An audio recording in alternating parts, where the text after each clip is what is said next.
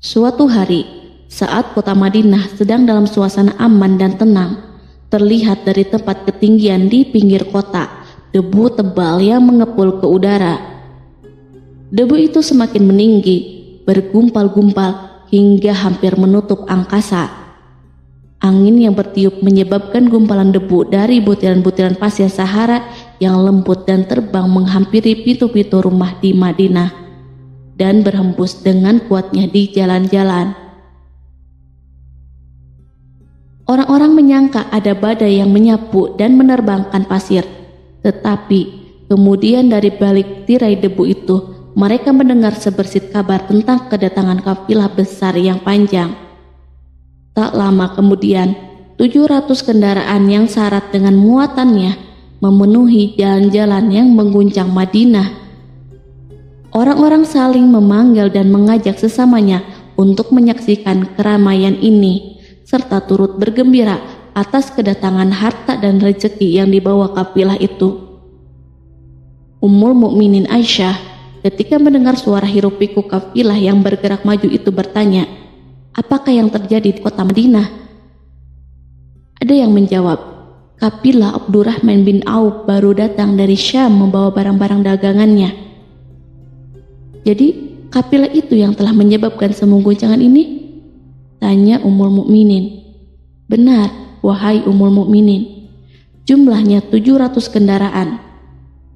Ummul Mukminin menggeleng-gelengkan kepala. Pandangannya menerawang jauh seolah-olah sedang mengingat-ingat peristiwa yang pernah dilihat atau ucapan yang pernah didengarnya. Kemudian ia berkata, "Aku pernah mendengar Rasulullah Shallallahu Alaihi Wasallam bersabda, aku melihat Abdurrahman bin Auf masuk surga dengan merangkak." Abdurrahman bin Auf akan masuk surga dengan merangkak. Mengapa ia tidak memasukinya dengan melompat atau berlari kecil bersama angkatan pertama para sahabat Rasulullah? Sebagian sahabat menyampaikan cerita Aisyah kepadanya, maka ia pun teringat telah mendengarkan hadis ini dari Nabi lebih dari satu kali dan dengan redaksi yang berbeda-beda. Sebelum tali-tali pengikat perniagaannya dilepas, Abdurrahman melangkahkan kakinya ke rumah Aisyah lalu berkata kepadanya, "Engkau telah mengingatkanku suatu hadis yang tidak pernah kulupakan. Maka saksikanlah bahwa kafilah ini dengan semua muatannya beserta kendaraan dan perlengkapannya aku persembahkan di jalan Allah Azza wa Jalla." Seluruh muatan 700 kendaraan itu dibagi-bagikan kepada semua penduduk Madinah dan sekitarnya sebagai perbuatan baik yang agung. Peristiwa yang satu ini saja sudah cukup untuk mengukir sebuah gambaran yang sempurna tentang kehidupan Rasulullah. Abdurrahman bin Auf, dialah saudagar yang sukses, lebih sukses daripada kesuksesan yang pernah ada. Dia merupakan orang kaya dengan kekayaan yang melimpah ruah. Dia adalah seorang mukmin bijaksana yang tidak ingin bagian dari keuntungan agamanya hilang begitu saja, dan tidak sudi kekayaannya membuat dirinya tertinggal dari kafilah iman dan pahala surga. Untuk itu, ia mendermakan harta kekayaannya dengan kemurahan hati dan kesadaran nurani. Sebelum saya melanjutkan, dimohon kepada pemirsa untuk menonton video ini sampai selesai supaya tidak ada kesalahpahaman dalam memahami isi cerita, serta mohon bantu channel ini supaya semakin berkembang dengan cara subscribe dan tinggalkan like serta komen positifnya. Semoga apa yang dilakukan pemirsa bernilai pahala. Abdurrahman bin Auf adalah salah seorang dari 8 orang yang lebih awal masuk Islam. Abu Bakar datang kepadanya menyampaikan Islam, termasuk kepada Utsman bin Affan. Tidak ada persoalan yang tertutup baginya dan tiada keraguan yang menjadi penghalang. Bahkan dia segera pergi bersama Abu Bakar As-Siddiq menemui Rasulullah untuk menyatakan baiat dan memikul bendera Islam. Sejak menganut Islam sampai berpulang ke rahmatullah dalam usia 75 tahun, ia selalu menjadi teladan yang cemerlang sebagai seorang mukmin yang besar. Hal ini menyebabkan Nabi memasukkannya dalam 10 orang yang telah diberi kabar gembira sebagai ahli surga. Umar radhiyallahu anhu mengangkatnya sebagai anggota majelis syuro yang terdiri dari 6 orang yang merupakan calon khalifah yang akan dipilih sebagai penggantinya. Kala itu Umar berpesan, Rasulullah wafat dalam keadaan ridho kepada mereka. Cepatnya Abdurrahman masuk Islam telah menyebabkan dirinya harus mengalami penganiayaan dan penindasan dari Quraisy. Ketika Nabi Muhammad SAW memerintahkan para sahabatnya hijrah ke Habasyah, Abdurrahman bin Auf pun ikut berhijrah. Ia kemudian kembali lagi ke Mekah, lalu hijrah untuk kali kedua ke Habasyah, dan selanjutnya hijrah ke Madinah. Ia ikut bertempur di Perang Badar, Uhud, dan peperangan-peperangan lainnya. Keuntungannya dalam perniagaan sangat besar hingga mencapai batas yang membuat dirinya sendiri merasa takjub dan heran, sehingga ia berkata, "Sungguh, aku melihat diriku ini seandainya mengangkat batu, niscaya kutemukan emas dan perak di bawahnya." Perniagaan Abdurrahman bin Auf bukanlah jenis perdagangan yang tercela maupun monopoli. Bahkan ia sendiri bukanlah orang yang berlomba-lomba untuk mengumpulkan harta atas dorongan agar menjadi orang kaya. Sekali-kali bukan itu, melainkan suatu amal dan kewajiban yang keberhasilannya akan menambah kedekatan jiwa kepada Allah dan berkorban di jalannya. Abdurrahman bin Auf seorang yang kuat emosi jiwanya, di mana ia menemukan kepuasan emosinya itu dalam amal yang mulia. Apabila ia tidak sedang sholat di masjid dan tidak sedang berjihad dalam peperangan, ia pasti sedang mengurus perniagaannya yang berkembang pesat. Sehingga kapilah-kapilahnya dari Mesir dan Syria membawa ke Madinah barang-barang muatan yang dapat memenuhi kebutuhan seluruh jazirah Arab, baik pakaian maupun makanan. Ia menunjukkan kepada kita bahwa seorang yang kuat emosi jiwanya adalah ketika kaum muslimin hijrah ke Madinah. Rasulullah pada waktu itu menerapkan aturan untuk mempersaudarakan 2 orang sahabat, salah seorang dari muhajirin warga Mekah dan yang lain dari Ansor penduduk Madinah. Persaudaraan ini berjalan dengan sempurna hingga membuat hati terpesona. Orang-orang Ansor yang merupakan penduduk asli Madinah membagi seluruh kekayaan miliknya menjadi 2 dengan saudaranya dari kalangan muhajirin. Bahkan istri pun direlakan. Apabila ia beristri 2, ia pun rela menceraikan 1 untuk diperistri saudaranya. Ketika itu Rasul yang mulia mempersaudarakan antara Abdurrahman bin Auf dengan Sa'ad bin Rabi. Sa'ad berkata kepada Abdurrahman, "Saudaraku, aku adalah penduduk Madinah yang paling banyak harta. Silahkan pilih separuh hartaku dan ambillah. Aku juga mempunyai 2 istri. Perhatikanlah yang lebih menarik hatimu dan aku akan menceraikannya, sehingga engkau dapat memperistri dirinya." Abdurrahman bin Auf menjawab, "Semoga Allah memberkahi dirimu dalam istri dan hartamu. Tunjukkanlah letak pasar kepadaku." Abdurrahman pergi ke pasar. Ia berjual beli di sana dan mendapatkan keuntungan. Kehidupan Abdurrahman bin Auf di Madinah, baik semasa Rasulullah maupun sepeninggal beliau, selalu ditunaikan dengan sempurna untuk memenuhi hak agama ini dan beramal di dunia. Perniagaannya sukses dan menguntungkan, seperti diungkapkan sendiri bahwa seandainya ia mengangkat batu dari tempatnya, pasti ia akan mendapatkan emas dan perak di bawahnya. Salah satu faktor yang membuat perniagaannya berhasil dan mendapatkan berkah adalah karena ia sangat selektif untuk berniaga yang halal dan benar-benar menjauhkan diri dari segala bentuk jual beli yang haram, bahkan yang subhat sekalipun. Selain itu, faktor yang menambah kejayaan dan keberkahannya adalah labanya yang bukan untuk Abdurrahman bin Auf sendiri, melainkan di dalamnya terdapat bagian Allah yang ia penuhi dengan baik. Ia menggunakan hartanya untuk memperkokoh hubungan kekeluargaan dan mengeratkan tali persaudaraan, serta menyediakan perlengkapan yang diperlukan tentara Islam.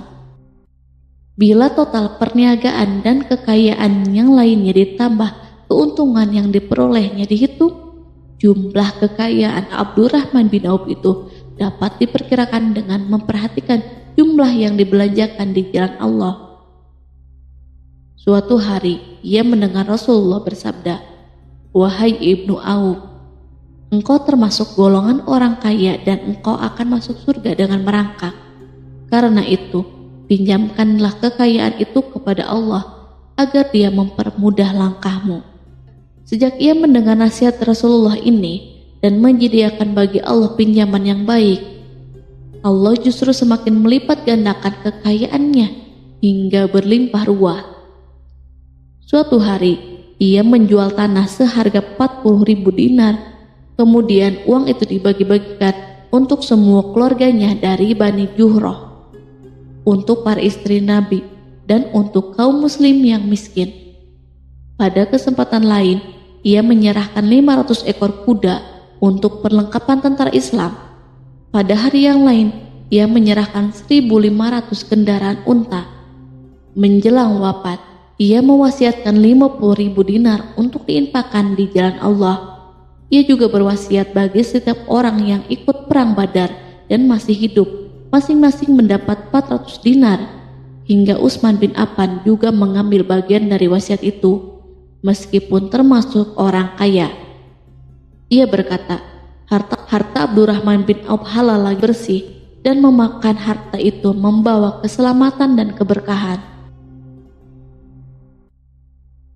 Ibnu Auf adalah seorang yang mengendalikan hartanya, bukan dikendalikan oleh hartanya. Sebagai buktinya, ia tidak mau celaka dengan mengumpulkan dan tidak menyimpannya. Bahkan ia mengumpulkannya dengan tetap merendahkan hati dan dari jalan yang halal. Kemudian, harta itu tidak ia nikmati untuk kepentingannya sendiri, melainkan untuk dinikmati bersama keluarga, kerabat, rekan-rekan, dan masyarakat seluruhnya. Karena begitu luas pemberian serta bantuannya, ada yang mengatakan seluruh penduduk Madinah berserikat dengan Abdurrahman bin Auf pada hartanya. Sepertiga dipinjamkannya kepada mereka, sepertiga lagi dipergunakannya untuk membayar utang-utang mereka, dan sepertiga sisanya dibagi-bagikan kepada mereka. Harta kekayaan ini tidak akan pernah membuat kelegaan dan kesenangan pada dirinya selama ia belum menemukan jalan untuk membela agama dan membantu rekan-rekannya. Adapun untuk selain itu, ia selalu merasa khawatir terhadap kekayaannya. Suatu hari dihidangkan kepadanya makanan untuk berbuka, karena waktu itu sedang berpuasa. Ketika pandangannya tertuju pada hidangan tersebut, selera makannya pun bangkit. Namun ia justru menangis sambil berkata, "Mus'ab bin Umair telah gugur sebagai syahid, dan ia jauh lebih baik daripada aku. Ia hanya mendapatkan kapan sehelai kain yang jika ditutupkan ke kepalanya maka kelihatan kakinya, dan jika ditutupkan ke kedua kakinya terbukalah kepalanya. Demikianlah pula Hamzah yang jauh lebih baik daripada aku. Ia pun gugur syahid, dan saat akan dikuburkan hanya mendapatkan sehelai selendang. Dunia telah dihamparkan kepada kami seluas-luasnya, dan hasil sebanyak-banyaknya telah diberikan kepada kami. Sungguh, kami khawatir bila pahala kebaikan kami telah disegerakan balasannya di dunia." Pada peristiwa lain, sebagian sahabat berkumpul bersamanya menghadapi jamuan makan di rumahnya. Tak lama setelah makanan diletakkan di hadapan mereka, Abdurrahman menangis, sehingga rekan-rekannya bertanya, "Apa yang membuatmu menangis?" Ia pun menjawab, "Rasulullah telah wafat, dan semasa hidupnya beliau beserta keluarganya tidak pernah merasakan kenyang makan roti gandum. Apa harapan kita apabila dipanjangkan usia tetapi tidak menambah kebaikan bagi kita?" Demikianlah kekayaannya yang melimpah itu sedikit pun tidak membangkitkan kesombongan dan takabur dalam dirinya. Bahkan orang-orang mengatakan tentang dirinya, seandainya seorang asing yang belum pernah mengenalnya kebetulan melihatnya sedang duduk bersama budak-budaknya, niscaya ia tidak akan bisa membedakan di antara mereka. Tetapi bila seorang asing itu mengenal satu saja sisi jihad Ibnu Auf dan ujian yang dihadapinya, ia pasti langsung mengetahui siapa dia. Misalnya, ia mengetahui bahwa di badannya terdapat 20 bekas luka di perang Uhud dan bahwa salah satu dari bekas luka itu meninggalkan cacat pincang yang tidak sembuh-sembuh pada salah satu kakinya. Contoh lain, beberapa gigi seringnya rontok di perang Uhud yang menyebabkan kecedalan yang jelas pada ucapannya. Saat orang asing itu tahu salah satu sisi ini, ia pasti menyadari bahwa laki-laki yang berperawakan tinggi dengan wajah berseri, kulit halus, pincang dan cedal sebagai tanda jasa dari perang Uhud. Itulah orang yang bernama Abdurrahman bin Auf. Semoga Allah ridho kepadanya dan ia pun ridho kepada Allah. Kita sudah terbiasa memperhatikan tabiat manusia bahwa harta kekayaan itu biasanya menyebabkan seseorang terlalu gandrung untuk memiliki pengaruh guna melindungi kekayaan mereka dan melipat gandakan pengaruh itu, selain untuk memuaskan nafsu demi kebanggaan dan kepuasan pribadi. Semua ini merupakan sifat yang bisa dibangkitkan oleh kekayaan, tetapi bila kita melihat Abdurrahman bin Auf dengan kekayaan yang melimpah, kita akan menemukan manusia ajaib yang sanggup menguasai watak dasar manusia dalam bidang ini dan melangkahinya ke puncak ketinggian yang istimewa. Peristiwa itu terjadi ketika Umar bin Khattab hendak berpisah dengan rohnya yang suci dan memilih 6 orang di antara para sahabat Rasulullah agar mereka memilih salah seorang di antara mereka untuk menjadi khalifah yang baru. Pada waktu itu, semua jari menunjuk ke Ibnu Auf, bahkan sebagian sahabat telah menegaskan bahwa dialah orang yang lebih berhak menjadi khalifah di antara 6 orang itu. Namun, ia menjawab, "Demi Allah, seandainya diambilkan pisau lalu ditaruh ke atas leherku, kemudian kalian menusukkannya sampai tembus, itu lebih aku sukai daripada menerima jabatan tersebut."